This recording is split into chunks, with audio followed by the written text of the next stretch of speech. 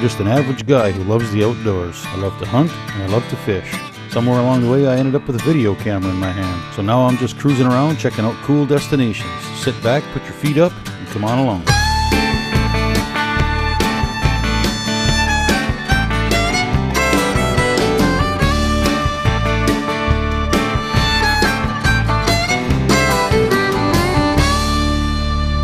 I'm Brian Whitens, and this is where I've been. It's September in Ontario, and I find myself at Lac Seul's Evergreen Lodge just outside of Ear Falls. It's that time of year when the end of summer and the beginning of fall cross paths. The days are getting cooler, and the nights come a little sooner each day. There's a different kind of breeze in the air, a breeze that tells of things to come. Nature has one last fling before settling down into the quiet of winter. Longer nights force the greens of summer to give way to the vivid colors of fall. On the lakes, it's fall turnover. The cooler water at the lake's surface sinks, forcing the warmer water to the top. For the wildlife, it's a time of year to prepare for winter, and if you like to hunt and fish, there's no better time to be in the outdoors. Fall is that fleeting moment when we have it all. Walleyes are putting on weight before ice over. Bears are gorging themselves on anything they can find, fattening up for their winter sleep. The annual moose rut is close at hand. Whitetails are bulking up for the upcoming rut and winter. Grouse have covied up and are feeding on whatever berries and foliage fall offers up. Yes, summer is over and fall is on its way. The sights, the sounds, the smells, the hunting and fishing. For the sportsman, it's that ultimate time of year when we can do it all. You know, September can be a really great time up here in the Sunset Country of northwestern Ontario, and we're proud to be members of the Sunset Country Travel Association. And ourselves and our fellow members have a lot to offer. Here at Evergreen Lodge, September is just kind of a month I look forward to. I know Don, our guide, also looks forward to it. We start the month out in the light part of August with bear hunting. Bear hunting is excellent in the area. Plenty of bears, plenty of operators, as well as ourselves that do offer bear hunting. We've had tremendous successes over the years. We've run about 90 to 95% fill rate with our bear hunts. And bear hunting at a great time of the year that you can also do some super walleye fishing. Hopefully we got a nice walleye here. Whatever it is, it has some weight to it. We're just post-turnover here right now. I mean, it has slowed down, but fall bite here is still a good, strong bite. If anything, we get too many big fish. Sorting through them, trying to find 18-inch and smaller fish to eat for supper sometimes is a stinker. There we go. Oh, look how fat that thing is. There we go. Beautiful Lac Seul walleye. Look how fat that bad boy is. September, putting on the weight. Beautiful fish. Fortunately, he's too big for the frying pan, so we're going to put him back. I'm proud of the fact that when we bought the camp in the early 90s, we started right off the bat with what I called selective harvest. Another good fish here. Boy, just dead weight. Get it out in that current. He really hammered it. Another walleye, you think? I think so. We've always been a promoter of being selective. Take the frying pan fish. The rest of them are your brood stock. Let them go. Oh, yeah. Oh, There's a beauty. that's a beauty right there. Oh, Nice fish, Moose. look at that. That's what you come to Canada for. Ontario fishing at its finest. Look at that bad boy. How'd you like to be a minnow in that lake? Over 21 inches. All right, let's get him back. About 95 to 98% of the fish you catch are spawning age females. And we really promote the fact, let's be selective. We can't be harvesting those kind of fish if we want to keep this kind of quality fishing up.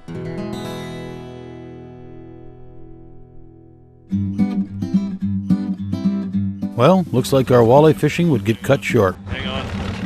We got the news that a couple of hunters in camp had gotten lucky with moose a little before dark last night. It takes a lot of time and effort to put a moose in your sights, and when hunting with a bow, that's only half the battle. But sometimes that seems easy compared to what it takes to haul a couple of 1,000-pound animals a few miles out of the bush. I have no doubt this will make for an interesting afternoon. September in Ontario. Walleye, now moose, and there's still grouse hunting to look forward to on this trip. You gotta love this time of year.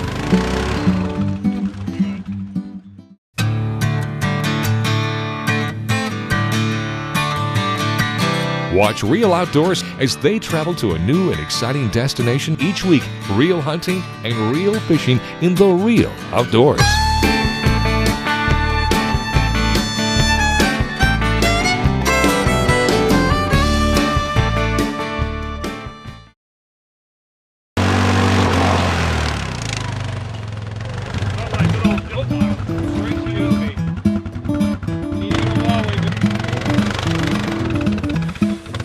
Archery moose hunting is just tremendous up here. We've got the right kind of cover. We've got the good browse. We're growing good sized bulls. There's plenty of bulls in the rut during that period of time. The peak of the rut generally is on 25th of September, somewhere through the 5th of October. The rut, of course, is governed by the day length, and that combined with a little bit of cool weather and that, and we can have some spectacular moose activity.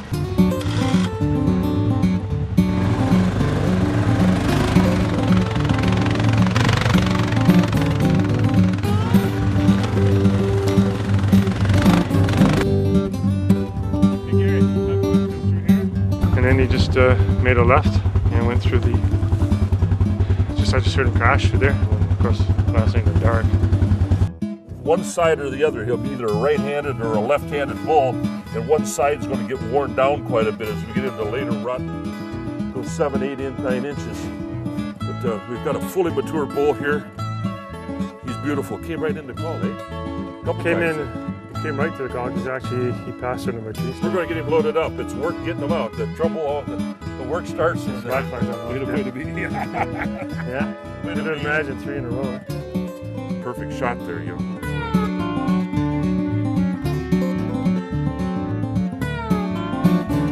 Actually, he was parallel with me for a while there, so I just gave him a small whine.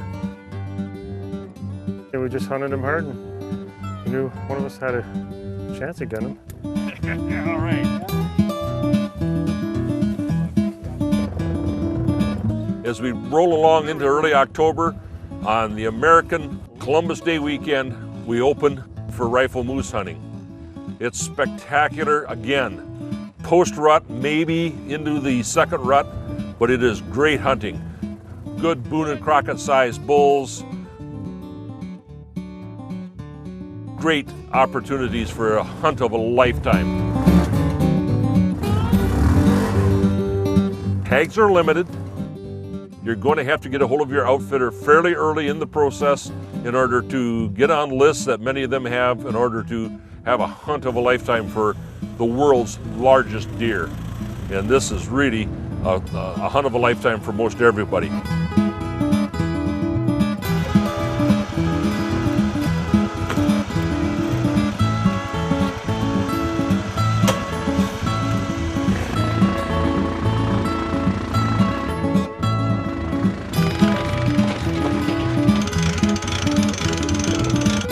If you're wondering why all the clothes were draped over the moose, the human scent in your clothes keeps the wolves away while you're gone. Well, a lot of walking, a rollover, and several miles later, we were back at camp with the moose hanging on the pole. There's no doubt this 53-inch big guy was a scrapper. That's one down, one to go.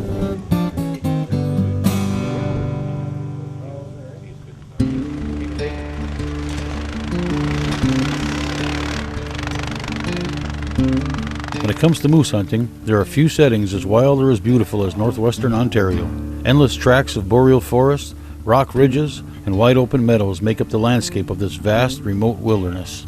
Moose are the ultimate big game, sporting 50-plus inch racks, and northwest Ontario's Sunset Country has more moose than any other region in Ontario. Evergreen Lodge is a great example of that. Big game seals are issued through the outfitters. He's a fighter. You're going to obtain your validation seals from your outfitter. That outfitter will either make arrangements for your license or tell you where you can actually pick up your license itself that goes with the validation sticker. The validation seal will go with your big game license.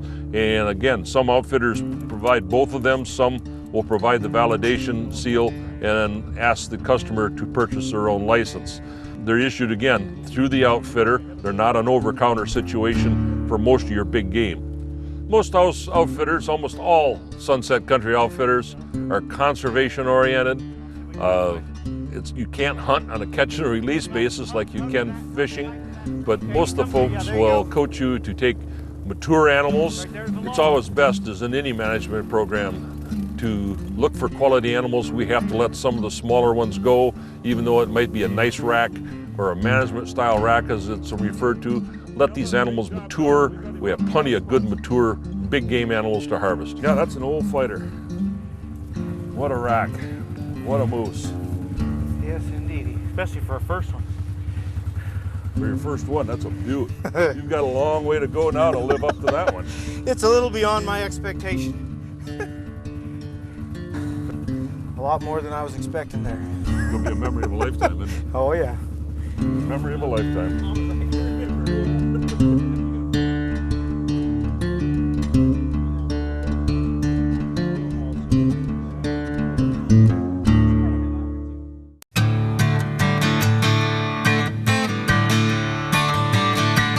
Watch Real Outdoors as they travel to a new and exciting destination each week. Real hunting and real fishing in the real outdoors.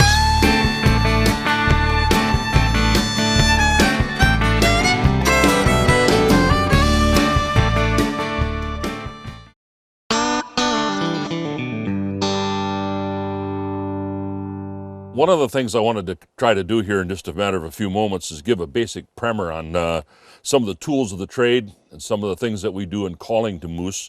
And actually what we're trying to do is to talk to the moose. And it's just not a matter of going out in the woods and making some cow-like noises and stuff and the moose come in. Two basic tools of the trade. The first is a long bell-shaped call. Traditionally we prefer the birch bark because of the resonance that it gives. And the other is a scapula. It can be a beef scapula. This happens to be a moose scapula. This will give us some nice sounds that imitate antler raking without having to carry big heavy antlers to simulate the rake. But let me just start with some basic calls. One early in the season, when you're in archery season and that, as the cows are coming in, the cow chooses what bull she's going to mate with. She doesn't like to look at some little bootjack, little forkhorn bull or such to be the potential father of the next generation. She's looking for the big guy, and she gets irritated sometimes by these young bulls pestering her. And this is a call you traditionally hear, and that's called the long call.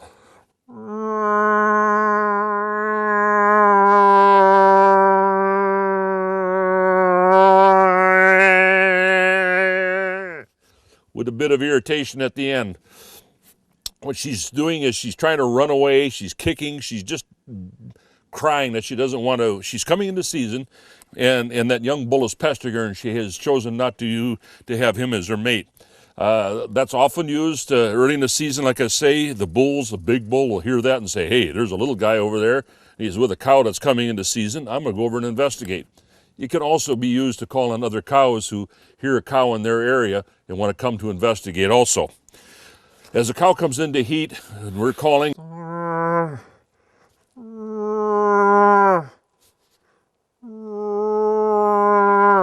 again, an R sound with the nasal tone to it. If you heard the echo is great. The more the echo you get, the better. And that, with the horn, gives you a long distance projection. So as the bull begins to come in closer, you're going to want to soften things up and become a little bit more enticing. Again, put a little emotion into it.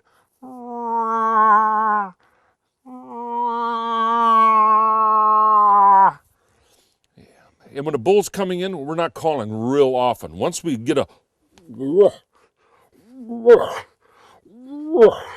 answer, a response, that grunt back from the bull, we know he's coming, we know he's interested. We slow the rate of the calls down, maybe even 10, 15 minutes apart or more. We soften things up and we again get enticing.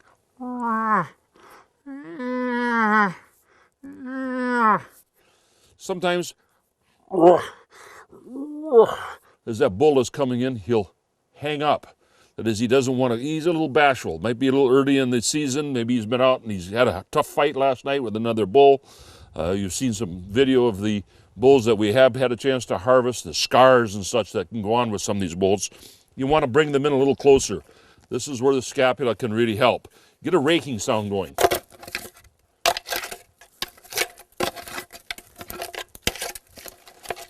Willow brush works excellent. Here I'm just using a piece of old dead jack pine, but you get that hollow antler sound, and he can say, hey, there's another bull there, small scapula. He doesn't sound like he's got a very big set of antlers. I'm gonna go in and show him who's boss and who's got business. And this can get the bull to come in. Sometimes when that bull's coming in, all you hear is a subtle sound of, or a, and that they'll do that. They'll come in and they'll swing their rack and announce that they're on their way. Sometimes these big bulls are tired. They want the cow to know they're coming. They don't want to entice it. Another big bull will go through another fight, and that might be the only sound you hear is the kind of a woodpeckery.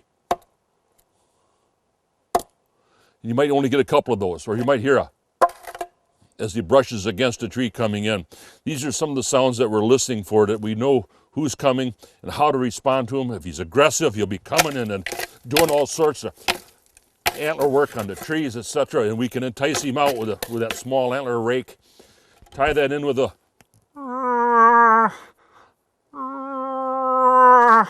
and you can get the bull to come out and show himself, drop that timidness. We also use decoys. We've got two-dimensional decoys. We also have a new three-dimensional decoy that we've begun to use this year that is battery powered. It's a three-dimensional blow-up. Great looking decoy, a tremendous decoy, and we're having a lot of fun with that. Well, what we've got here is a full-size 3D cow decoy.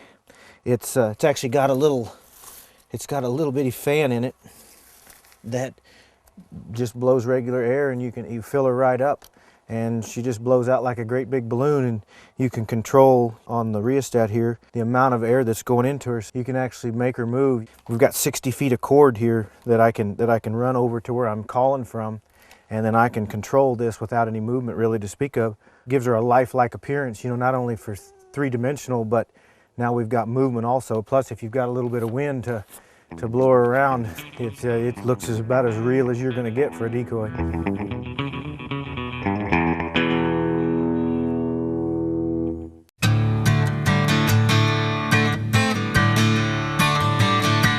Watch Real Outdoors as they travel to a new and exciting destination each week. Real hunting and real fishing in the real outdoors.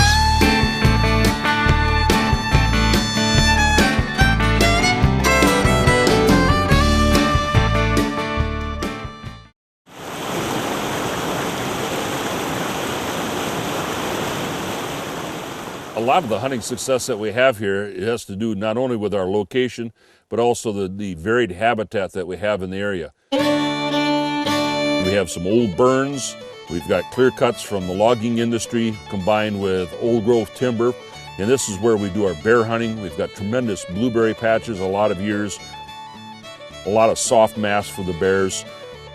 It's also where we do a lot of our grouse hunting. The transitions between the regrowth in the burn areas and the regrowth from logging, that with the old growth timber seems to make perfect rough grouse habitat as well as spruce grouse habitat. Of course, the burns, as the grass comes up in the burns in the first years of their recovery, great sharp-tail country. That is the hardest of all three species up here to get. This is where we start finding the coveys, and it's a lot of fun out there, especially again if you got a good hunting dog. And you got to have a good, quiet-moving, slow-moving setter. You get up on those Sharpies pretty good. And it takes a little bit more than I shoot a 28 gauge, and it takes sometimes a little bit more than a 28 gauge. They are fast. To knock one down. They've got a good heavy feather cover. And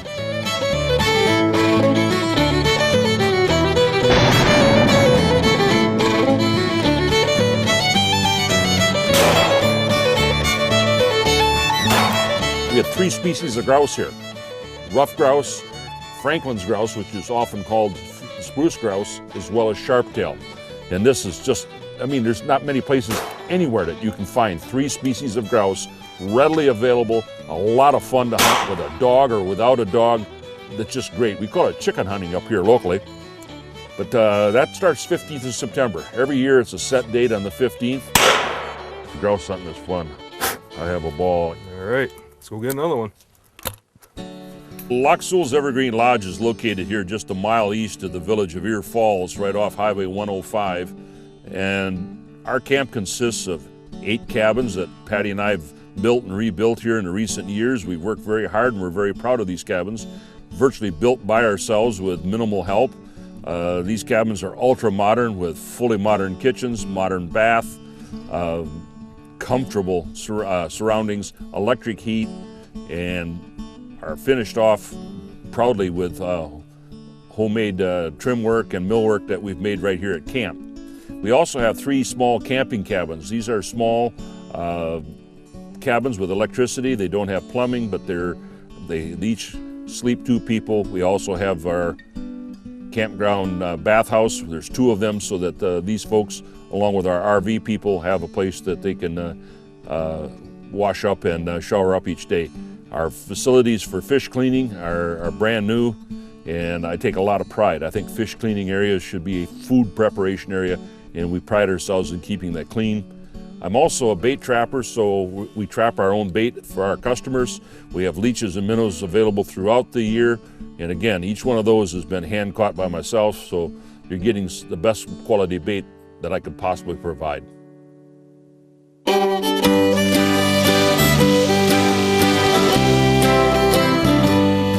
I was joined on this trip by my wife Patty along with friend and real outdoors hitman Jason Campbell. What better way to finish off our stay at Lac Seul's Evergreen Lodge than with fresh walleye and grouse cooked over an open fire. Mix up some batter from whatever you can find in your cabin, some pancake mix, seasoning, beer, add fresh walleye and grouse, cook it up over an open fire, sit back at the picnic table with a few cold beers and enjoy. Enjoy the smell of the fall air, the vivid colors of the trees and the blue water, the smell of wood smoke and the taste of fresh walleye and grouse. There's something about building a fire and cooking fish you caught and game you shot that just feels right. It's food provided by nature that you acquired by doing something you love to do, and it doesn't get any fresher. For me, it's all just part of the fall experience. In many ways, it seems we don't realize how spectacular fall is until it's over. A brief and colorful instant before winter sets in. That season where day becomes shorter than night. But fall is a season, just like summer or winter. And if you're into the outdoors, it's the ultimate season. Whether you enjoy hunting, fishing, or just being in the outdoors. It's tough to leave a place like Evergreen Lodge. Great accommodations and great people. But I leave with a list of great memories. I think about all the other guests who were here at Evergreen during my visit. How each one of them went home with their own great memories. Memories of a trip of a lifetime. And about the guests yet to come and how they will eventually have to leave with their own list of great memories. Yeah, it's tough to leave. Maybe just one more afternoon in the boat, or a quiet walk through the morning woods with a shotgun in my hand. Yeah, you gotta love fall.